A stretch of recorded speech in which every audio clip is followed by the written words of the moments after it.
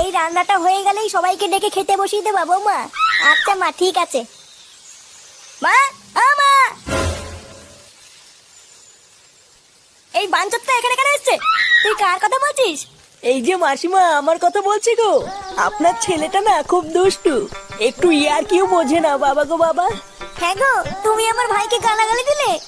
বাড়াটা গালাগালি দেবো না তো কি দেবো? ও বলছো তার বাল, বাড়া আমাকে ঘরে একা পেয়ে আমার প্যান্টের ভিতরে হাত ঢুকে দিয়েছে। মা গো মা, জামাই বাবু তুমি অত রেগে যাচ্ছ কেন? আমি তো তোমার শুধু একটু সাইজটা দেখছিলাম গো। সাইকেল ছিল হোম তার বাল, বাড়ি গিয়ে বাবার সাইজ দেখবি যা। কি সব উল্টো পাল্টা কথা বলছিস তুই? যা বলেছি ঠিকই বলেছি। লেওরা আজকে প্যান্টের ভিতরে হাত ঢুকে দিচ্ছে, কালকে তো বলবে হালকা করে পুঙাও মেরে দাও। এই কি হয়েছে রে? এত চেঁচামেচি কিসের? দেখুন না মেশামশাই, মা গো মা, আপনার ছেলে একটু ইয়ার কিউ বোঝে না।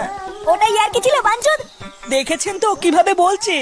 দেখো মা, আমি কিন্তু বলে দিচ্ছি, এই চুদির ভাই যদি বাড়িতে থাকে আমি কিন্তু বাড়ি থাকবো না, বলে দিলাম। চোরে বাচ্চা, তুই ঘর থেকে বেরিয়ে যা।